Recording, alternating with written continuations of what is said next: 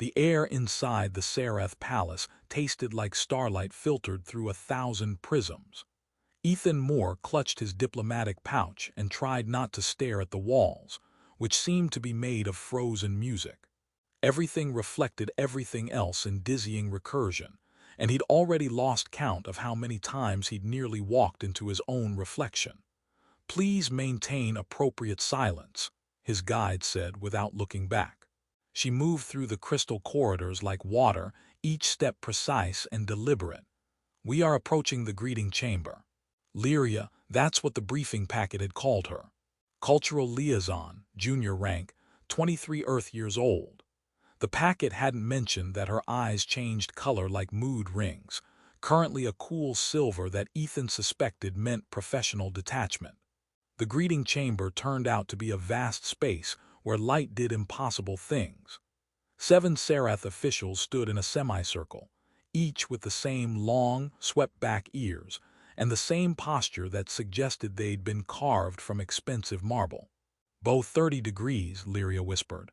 "Hold for 3 seconds, straighten, bow 45 degrees, hold for 5 seconds.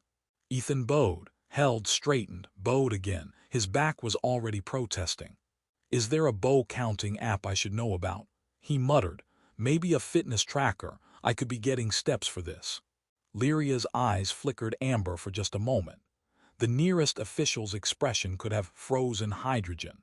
The ceremony dragged on for 90 minutes. By the end, Ethan had memorized the ceiling's crystal formations and mentally composed 3 resignation letters. When they finally escaped into a side corridor, he sagged against a wall that immediately showed him 17 angles of his own exhausted face. "Your humor is inappropriate," Lyria said, but her eyes had shifted to something almost purple. "Curious, maybe." "My humor is a coping mechanism," Ethan corrected. 3 more days of this and I'll be speaking in bows. Won't even use words anymore, just varying degrees of spinal flexion. That would be more respectful than your current approach." "Respectful and boring aren't the same thing." Lyria stopped walking.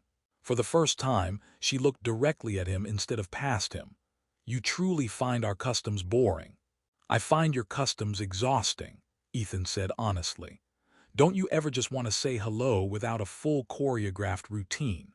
Maybe shake hands, or heaven forbid, smile." "Smiling is aggressive," Lyria recited. "It displays teeth implying threat. Or it implies I'm happy to meet you." Her eyes went purple-blue. "Happiness requires no announcement, it simply is." "But doesn't it feel good to share it?" Lyria had no answer for that, and her silence felt different from protocol. It felt like thinking. The reflection garden existed in permanent twilight, filled with floating holographic fragments of Serath history. Ethan stood among them, watching ancient memories drift past like luminous jellyfish, while Lyria explained the significance of each ritual, each tradition, each unbreakable rule. "This one shows the signing of the first protocol," she said, gesturing to a scene where dozens of Serath stood in perfect geometric formation. "After the chaos of the protocol wars, our ancestors decided that order required distance. Touch had led to conflict, so touch became forbidden." "Seems extreme," Ethan said, "like banning fire because someone got burned once. Fire is dangerous. Fire also keeps you warm." He watched a memory fragment showing young Serath learning the 47 acceptable greeting postures. "Has anyone ever questioned this? Wondered if maybe your ancestors overcorrected?" Lyria's eyes flashed red alarm and she glanced around to ensure they were alone. "Such questions are not asked. I'm asking. You're human, you're permitted illogical thoughts." But her eyes had shifted to that curious purple again. "Although I have wondered, secretly. I've watched human interaction videos, studied your customs when I should have been memorizing protocol amendments." "Rebel," Ethan grinned. "You don't understand the risk. If the council discovered I've been watching humans embrace, laugh, touch freely, I could lose my position, my family's honor." "Your family's honor depends on you never hugging anyone. That's depressing. That's civilization." Lyria moved closer, her voice dropping. "But Ethan, When I watch humans greet each other, when I see children run to their parents with arms open, when I observe friends placing hands on shoulders in comfort, I feel something. Here, she touched her chest, an ache like missing something I've never had. Ethan felt his throat tighten. That's called longing, Lyria. It's human. Apparently, it's also Serath, despite what your protocols claim. Tell me about embracing, she said suddenly. Not the diplomatic definition. Tell me what it feels like. So Ethan told her about his niece Sophie, who crashed into him like a small hurricane every time he visited. About his mother's hugs that smelled like vanilla and safety. About the friend who'd held him when his father died, asking nothing, just being present through touch when words failed. Lyria listened with eyes cycling through a dozen colors, and when he finished, they'd settled on green, a shade he hadn't seen before. What does green mean? He asked. She hesitated. Longing, deep longing. A shadow passed over them. Palace guards on patrol, their eyes cold silver, watching. Lyria immediately stepped back, her posture shifting to formal rigidity. But Ethan had seen something crack in the crystal perfection, and he suspected it couldn't be repaired. The grand hall made the greeting chamber look like a broom closet. Crystalline columns soared toward a dome that showed Callisto's starfield in perfect clarity, and assembled dignitaries from 17 worlds stood in careful arrangements that probably meant something significant. Ethan stood at the ceremonial platform in his formal diplomatic uniform, sweating despite the climate control, rehearsing the treaty signing sequence in his head. Bo, receive document. Bo, sign with the ceremonial stylus. Bo, step back precisely 3 paces. Don't accidentally start an interstellar incident. The Serath High Chancellor presided from an elevated crystal throne, his presence so commanding that even the light seemed to bend around him respectfully. Lyria stood among the junior officials, her eyes carefully neutral silver, though Ethan caught her glancing at him once with a flash of amber. Encouragement, he'd learned. The ceremony proceeded with glacial formality.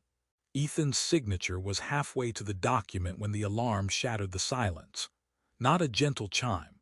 A raw, urgent wail that sent every Serath in the hall into immediate, orderly motion. Emergency protocols activated with the same rigid precision as greeting rituals. Apparently, even disaster required proper procedure. Eastern wing structural failure, a voice announced. Micrometeor damage to support column 7. Evacuate adjacent chambers. Through the crystal walls, Ethan saw it happen. A massive column, beautiful and deadly, began to fracture. Shards of crystal, each piece sharp enough to slice through armor, started raining down in slow, terrible cascades. The evacuation was flawless, each Serath moving to designated positions with mechanical efficiency. Except Lyria. She stood frozen near the failing column, staring up at the fracturing crystal with eyes gone pure white, absolute terror. The color of someone whose protocols had no instruction for fear. Ethan didn't think. Thinking was for people who hadn't spent 3 days learning that someone could be desperately lonely inside a perfect society. He broke from the evacuation line and ran. Ethan Moore, cease unauthorized movement. The Chancellor's voice boomed, but Ethan was already crossing the hall, his feet slipping on the mirror-smooth floor. He reached Lyria just as the column's base shattered, grabbed her arm, and pulled her into an alcove as crystal shards exploded through the space where she'd been standing. They hit the alcove floor together, Ethan's arms wrapped around her head, shielding her from the deadly rain. Pieces of crystal pinged off the alcove's walls, each impact like a tiny gunshot. Lyria's heart hammered against his chest, or maybe that was his own heart. He couldn't tell where one of them ended and the other began. The collapse stopped. Silence rushed back like a physical weight. And Ethan realized his hand was in her hair, her face pressed against his shoulder. Their legs tangled together in the most comprehensive violation of Serath protocol ever recorded.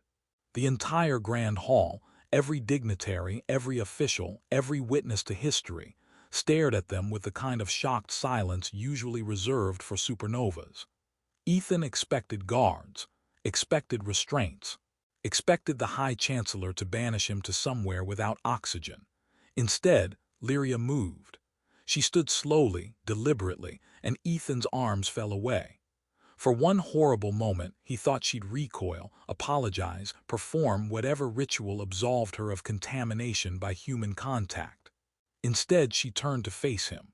Her eyes blazed gold, a color Ethan had never seen, a color that made several nearby Serath gasp. And then, with the entire palace watching, with every protocol screaming against it, Lyria stepped forward and wrapped her arms around him. Not accidentally, not in panic, deliberately, choosing it. Her embrace was tentative, unpracticed, like someone learning a foreign language phonetically. But her arms tightened around his shoulders, her long ears pressed flat against her skull in what he somehow knew meant complete trust, and Ethan's hands found her back, steadying her, holding her, closing a circuit neither of them had known was incomplete. The grand hall erupted, not in violence, Serath didn't do violence anymore, but in shocked whispers that built like static electricity. The High Chancellor rose from his throne, his voice cutting through the chaos. Lyria of the Crystal Archives. Explain yourself. Lyria released Ethan but stood beside him, not behind, not separate. Her eyes stayed gold. Defiant gold, fierce gold, the gold of someone who'd finally found something worth the risk. I choose honesty over protocol, she said, her voice carrying through the hall's perfect acoustics. This human saved my life. More than that, in 3 days he showed me what we've lost. We're so afraid of chaos that we've eliminated connection. So terrified of conflict that we've banished comfort. We don't touch because we might fight. We don't embrace because we might hurt each other, but we're hurting anyway. We're lonely in our perfection. The protocols exist for our protection, the Chancellor said, but his voice had lost its certainty. Protection from what? From caring, from being cared for. Lyria's eyes swept the assembled Serath. I broke your rules by studying humans. I watched them embrace. I watched children run to parents, watched friends comfort each other through simple touch, and I felt something we're not supposed to feel. Envy. For their courage to be vulnerable. An elderly Serath council member stepped forward, her eyes cycling through deep purple memory, ancient memory. I am old enough to remember the stories, she said quietly. Before the protocol wars, we also embraced. We also touched. Fear changed us, made us mistake isolation for safety. She looked at Lyria. Perhaps it's time to remember what we were before we became what we are. Other voices joined. Younger Serath admitting they'd questioned. Officials confessing they'd wondered. The crystalline perfection of Serath society developing its first genuine crack in centuries. The High Chancellor stood silent for a long moment. When he spoke, his voice carried the weight of someone watching their world shift beneath them. The Council will convene. We will reassess. Lyria of the Crystal Archives, you will lead the Committee on Cultural Examination. The human Ethan Moore will serve as consultant, if he accepts. Ethan found his voice. I accept, though fair warning, my consulting mostly involves inappropriate humor and excessive honesty. Lyria's eyes flashed amber green. The treaty was signed in the aftermath, but everyone knew it was secondary to what had just happened. Later, in the reflection garden, Lyria and Ethan stood close but not touching. The possibility hung between them like starlight. You realize I've probably set a record, Ethan said. Most diplomatically dangerous hug in human history. Some records deserve to exist, Lyria replied, her eyes warm with amber green, amusement and affection dancing together. You showed me that perfect isolation is just another form of prison. And you showed me that sometimes the bravest thing is choosing connection, when everything tells you not to. They looked out at Earth rising over Callisto's horizon, 2 people from different worlds who dared to reach across the distance. Not touching yet, but close. Learning together what it meant to build bridges from honesty, humor, and the simple revolutionary act of a hug that changed everything. Lyria's eyes shifted to soft blue,